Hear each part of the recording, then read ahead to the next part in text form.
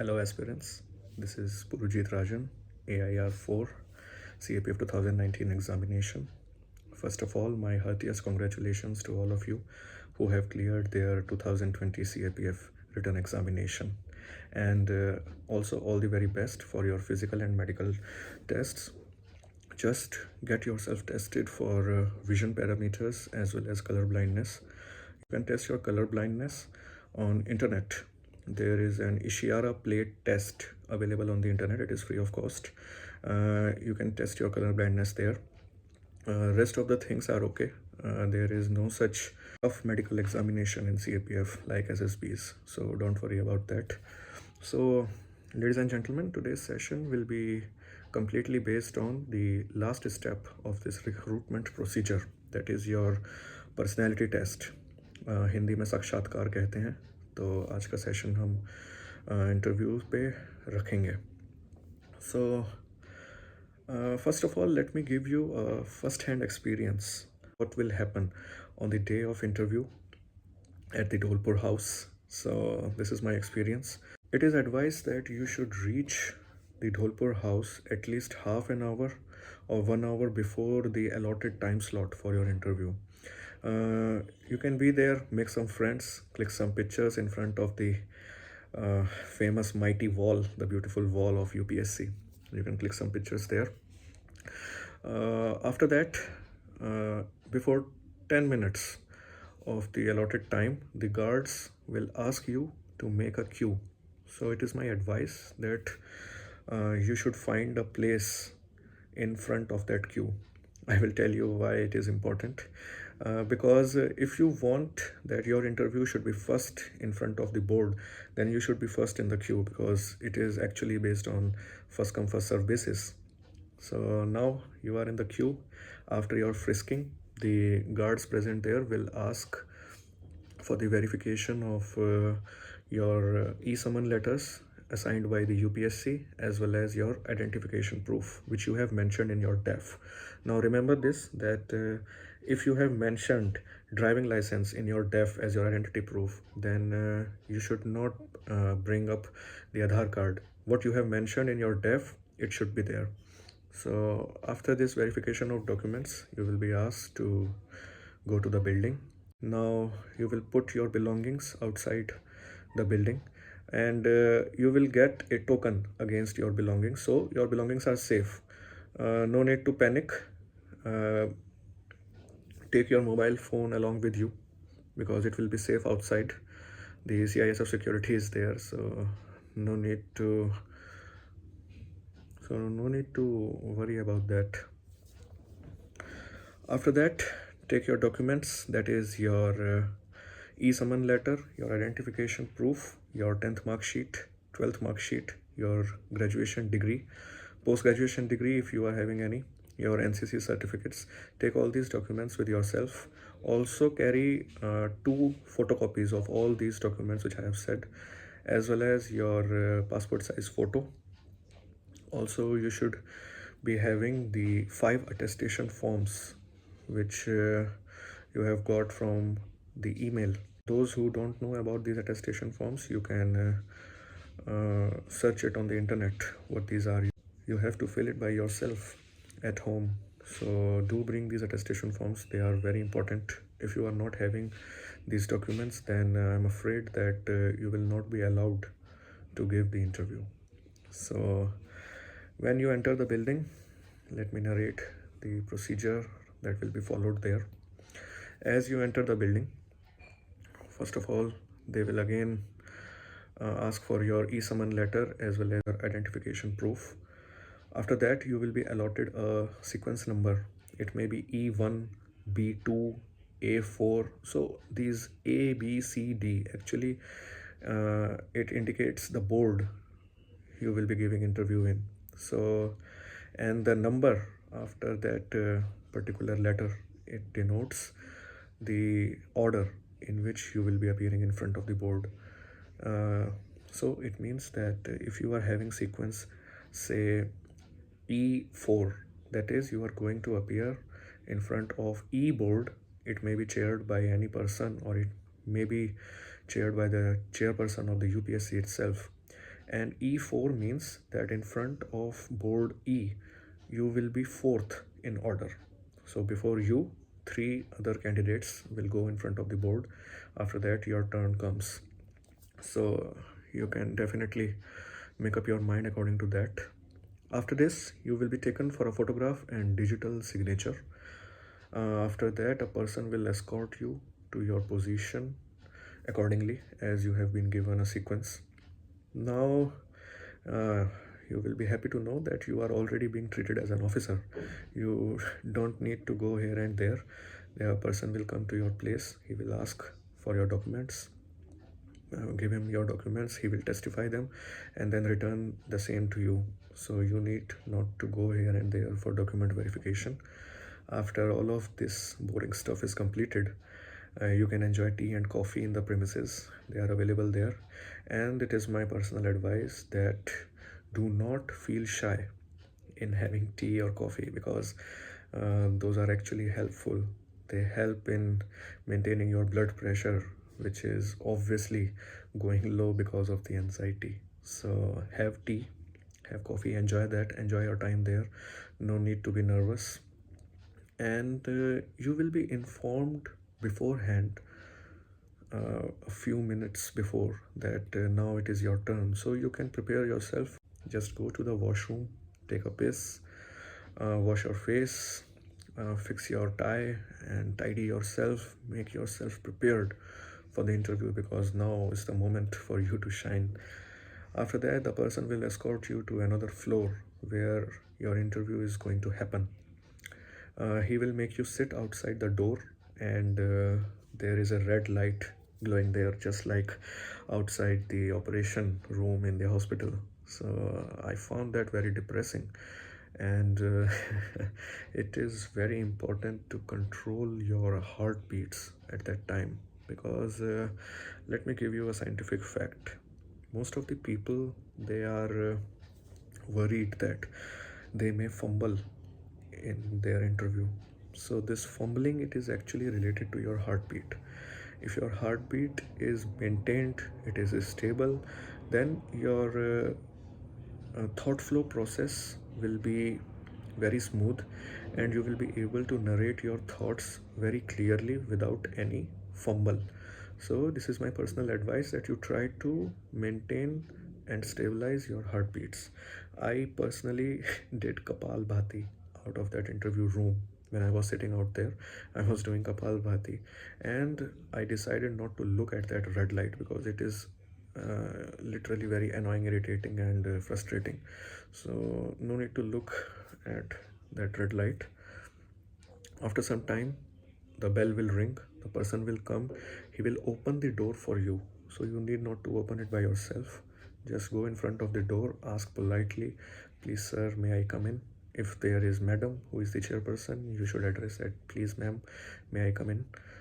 So after that, they will ask you to come in. You just go in, stand aside the chair that is there for you, and then you start wishing every person.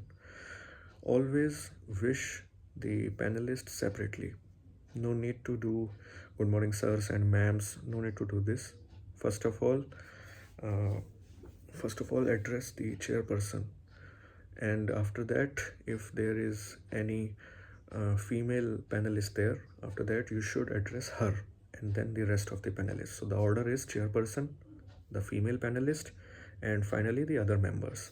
So this should be the order of your addressal while wishing them when you enter into the room. And once you are done giving your wishes to the panelists, they will ask you to sit down. Never sit down before they ask you to. It is very rude and it is insulting for the panelists. So keep this in your mind. So now you are in front of your board and your interview is now going to begin. So this is the first-hand experience of what will happen in the interview, on the day of interview. Now we should discuss that what should be the mode of preparation, how you should prepare for the events that are going to happen on the day of your interview. First things first, do not wear this look what I am having right now because This is not a look to have in an interview. Always go clean shaved, no mustache, nothing, because we want to avoid all such questions which can make our interview bad. For example, if you are having this kind of mustache or any kind of mustache, they may ask you that from whom you are inspired to wear such kind of mustache, and you will generously say, being a candidate for UPSC exam, that I am inspired from Bhagat Singh. Now, unless you are master in modern history, you might not want to face the tough questions from the revolutionary phase of Indian freedom struggle. So try to avoid that. Try to avoid all unpredictable questions in your interview.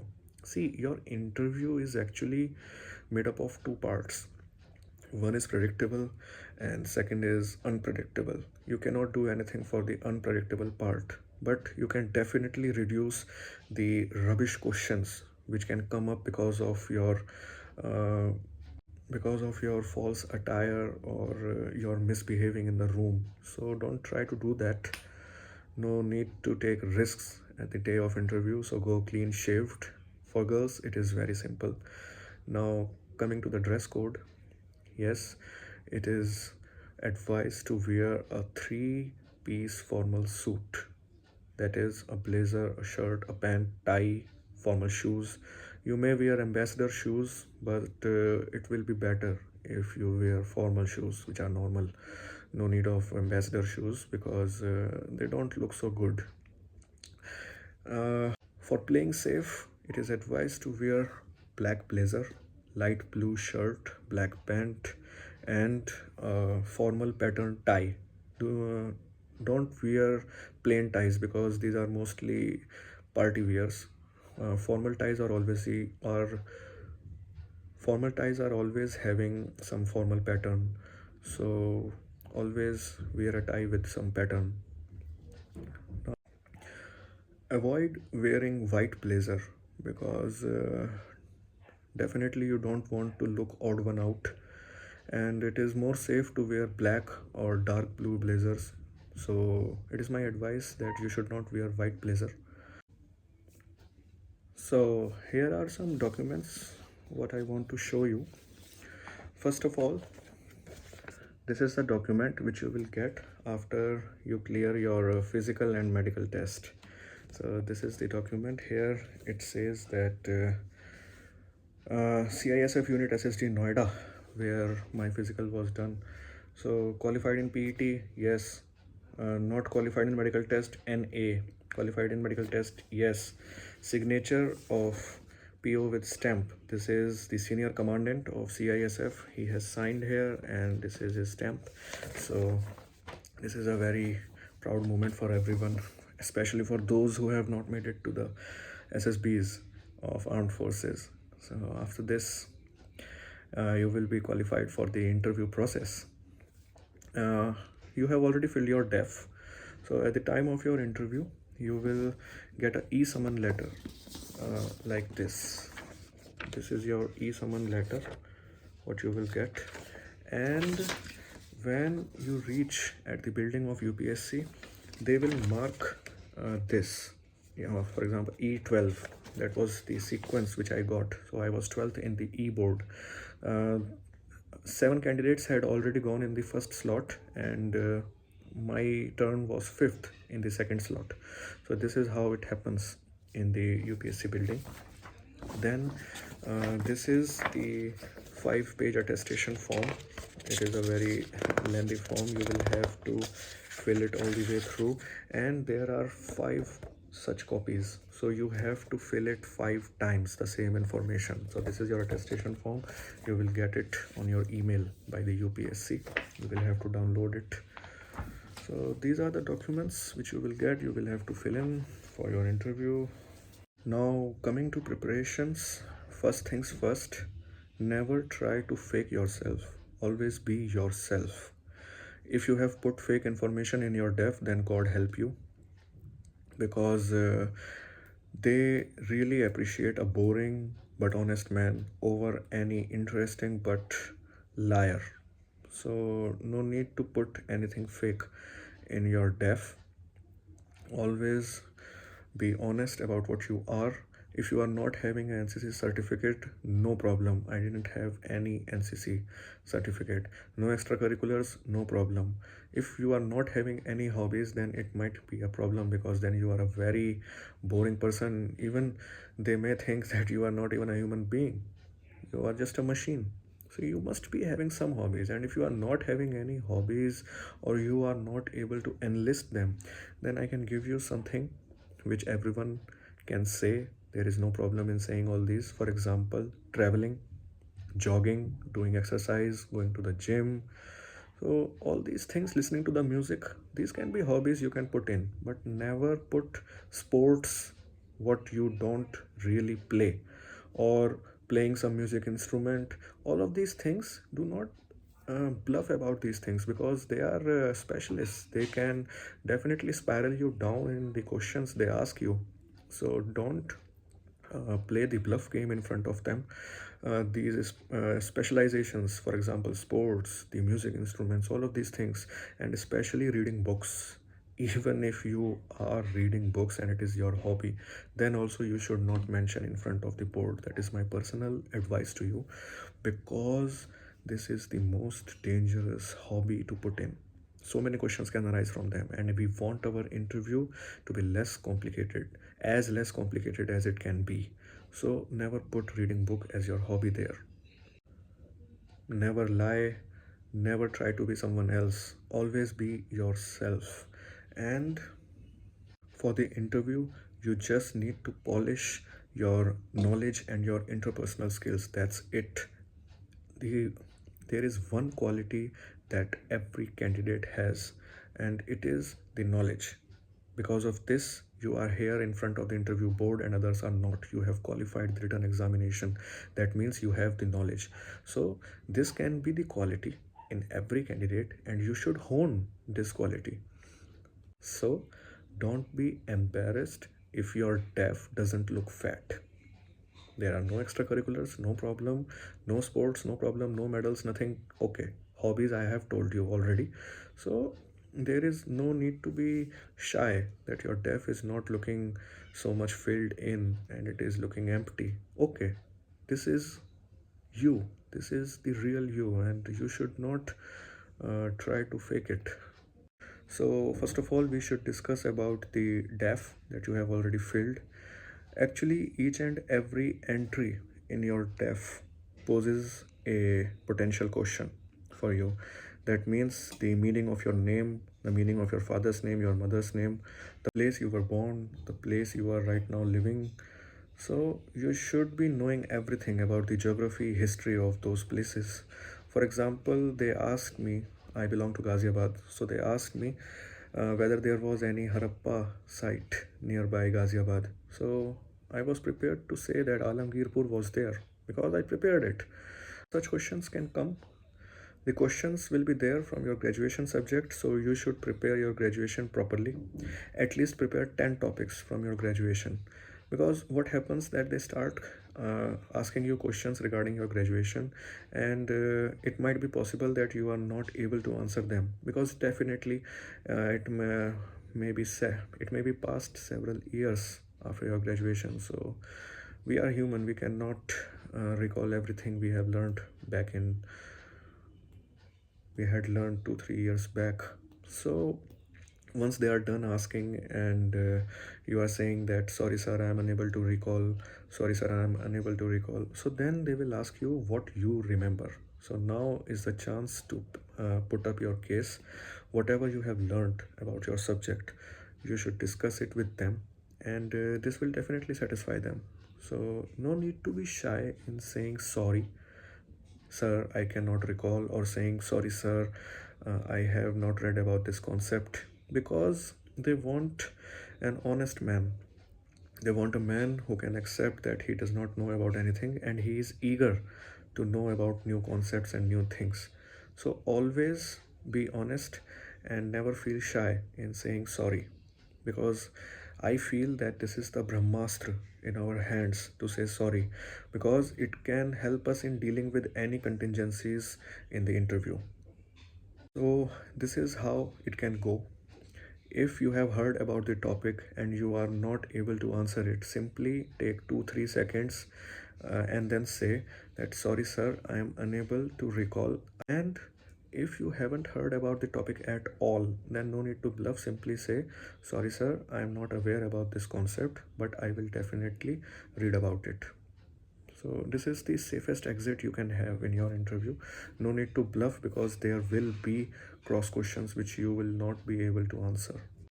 Try to memorize all the important summits of national and international importance, all the events that are going on in the nation as well as in the world. Always try to find out if there are any kind of wars going on. For example, at the time of my interview, the Armenia and Azerbaijan were fighting with each other. So one of the panelists asked that if there is any war going on in the world. So I was prepared to answer that. So you should be knowing about any kind of conflicts going on, say the recent conflict in Middle East. So you should prepare all the events, national and international. Then you should be aware of all the local issues happening in your place of residence, in the state in which you live. So you should be aware of all those. I should tell you in advance that there is always one panelist who is there to spiral the questions.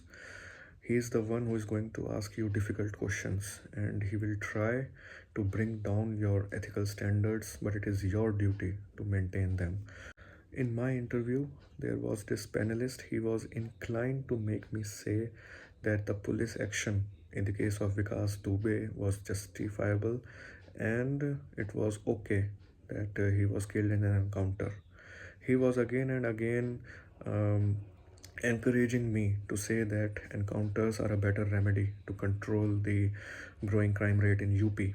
But I always maintained that there is a due process of law, sir, and justice should be given in courts but not done on the streets. So I always maintain this answer. He tried to ask me over and over again, but my answer was the same. So there may be some contradictory thoughts between you and the panelist, but it is your duty to maintain your standard of ethics, your moral code, and whenever there is any kind of conflict between your thoughts and the thoughts of your panelist, never break the rule of politeness. You should always be polite. That panelist was again and again trying to deviate me from my answer, but I said to him very politely that this is all I know about the case, so I cannot comment anymore on this particular matter. I will have to read all the details. So I am sorry, sir, that's all I can comment right now. So this should be the way of doing things in an interview. You should be always polite, even if the person in front of you is getting mad at you or he is trying to, annoy you. So you should be ready for all these eventualities, and politeness is the key of rowing through this interview. So always be polite.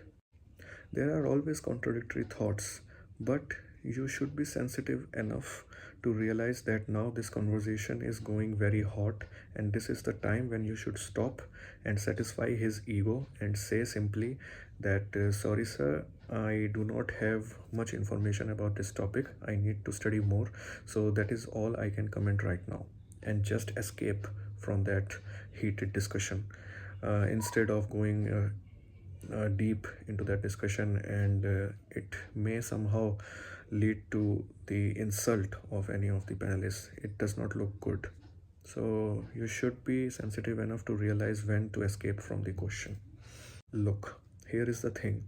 Those who are taking your interview, they are more experienced than you and they are senior to you. They are elder to you.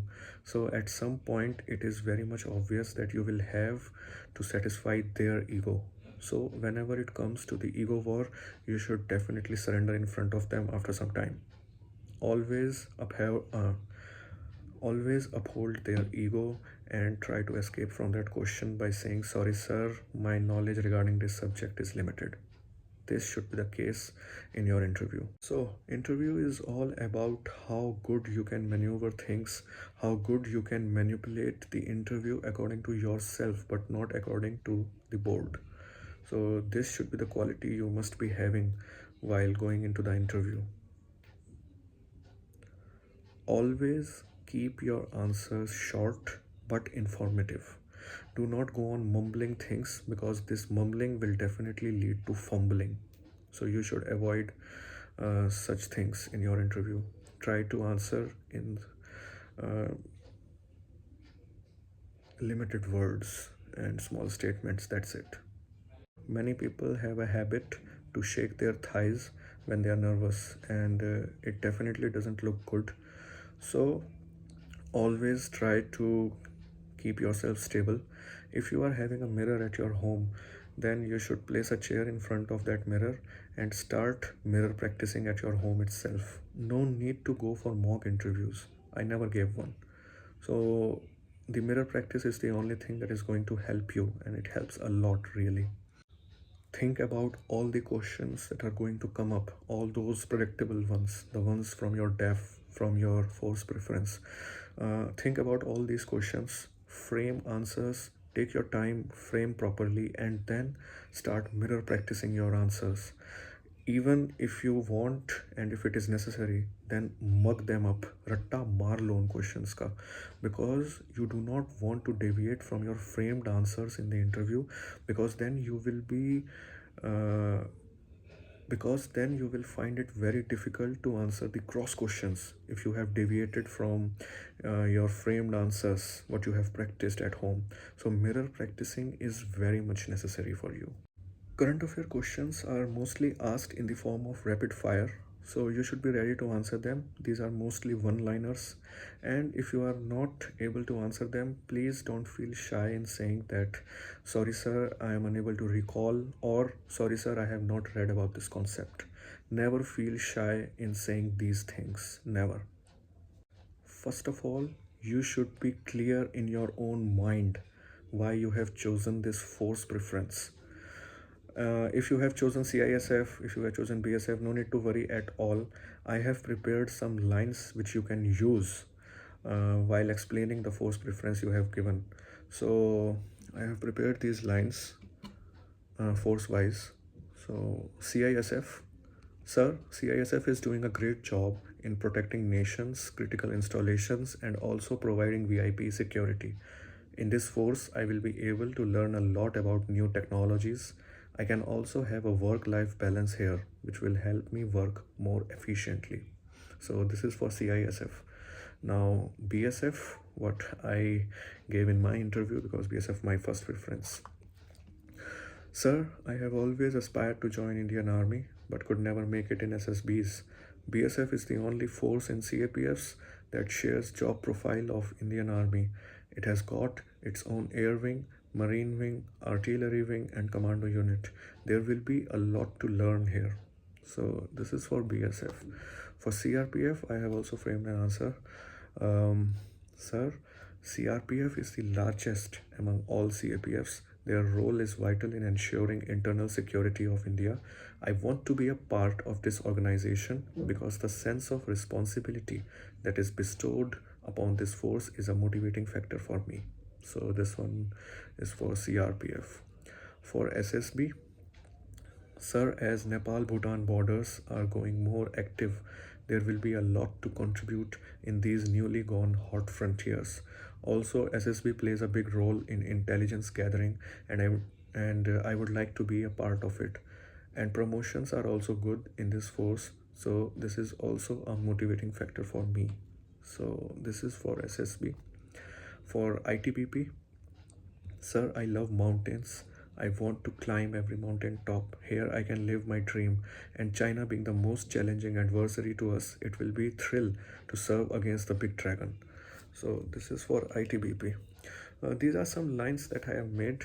I'm sure that many of you can come up with more unique reasons for your force preference. For example, some of you are having their family members already serving in these forces, but always remember that say if your father is already serving in BSF and you have put CISF as your first preference, then definitely you are going to face the heat of the panel.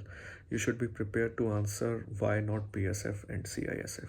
So always be prepared for these type of questions. Now coming to the case studies, first of all, let me tell you that you should be very attentive and alert when they are narrating the case to you, because it happens with most of the candidates that because of the nervousness of the interview, they lose their listening power. It happens. Maybe because there are some mistakes which they have committed in the past in the interview. For example, when I entered the room, I wished the panel in a wrong way. It was 2 o'clock and I wished them good morning. So chairman nudged me that it is afternoon. So instead of falling apart, instead of getting depressed or getting into self-realization that I have done something wrong, I simply apologized to him that, sir, I am sorry. Good afternoon to all of you. And then simply they asked me to sit. I sat down and I gave the rest of my interview with full confidence, without even fumbling, without even saying anything, while knowing that I have done this terrible mistake. And it is really terrible that you have wished them wrong. That is the first rule. So never wish them wrong. Always have a look at the clock before entering into the room. If there is 11:58, then you can say good morning, or it will be more safe to say good afternoon even there. So always keep that in your mind. So listen carefully to the question of case study. I will give you the case study which I was narrated in my interview. So the case goes like this. Suppose you are an assistant commandant of a company and one pistol is missing from your armory along with 6 rounds. So 6 cartridges, live cartridges are also missing. So what will you do? What will be the course of action? 1. You will notify your CO, and second, that you will start the investigations by yourself. So here I was in a professional dilemma, because protocol is there that I have to notify everything to my CO. I have to brief him about everything. Being an assistant commandant, I am also responsible for the armory. So clearly I cannot start the investigations by my own, because there will be a case of conflict of interest. So I cannot do that. I will have to inform my CO. But at the same time, I am also a father figure to my company, and it might be a case that one of my men, he may have forgotten to submit his pistol after going off duty. So if there is an independent investigation, he might lose his job. So it is also my responsibility to save his back. So this is a professional dilemma, definitely. So my answer was this, that sir, first of all, it is a matter of security and I should report it to my CO. One gun is missing, it may be used for wrong purposes. So definitely I will inform my CO first, and then I will request him to allow me to do preliminary investigations regarding the matter. And in those investigations, I will try to save the skin of my man. If he has forgotten to submit the pistol, I will make a report back to CO, because it is my duty as a father figure to my company men that I should save them from the heat they are going to face from above. So this was my answer. All of your answers in the case study should be balanced by the role and responsibilities of an assistant commandant in the company, as well as his responsibility as a father figure to the company. For this, you should be aware of all the responsibilities of the assistant commandant and also you should realize your place in the company. You are the king of your company, so always try to behave like one in front of them also. So this was all in today's session, ladies and gentlemen, and my best wishes to you for your upcoming personality test. Do remember that if you are not comfortable with English, then you can definitely give your interview in Hindi. you can ask the panel very politely that, sir, I want to give my interview in Hindi because I am more comfortable with Hindi. Panel always accept your request, and also always remember that this is your personality test, your interpersonal skills test, not the test of your knowledge, because that has already been tested in the written test. So don't feel shy to say sorry, to say that I am unable to recall, or other excuses. You can give those excuses without shying. Also, keep practicing in front of the mirror. This is the time when you should start your preparations for the interview. My best wishes to you all, and do well. I hope that you will become an AC in Central Armed Paramilitary Forces. So, with my best wishes, Jai Hind.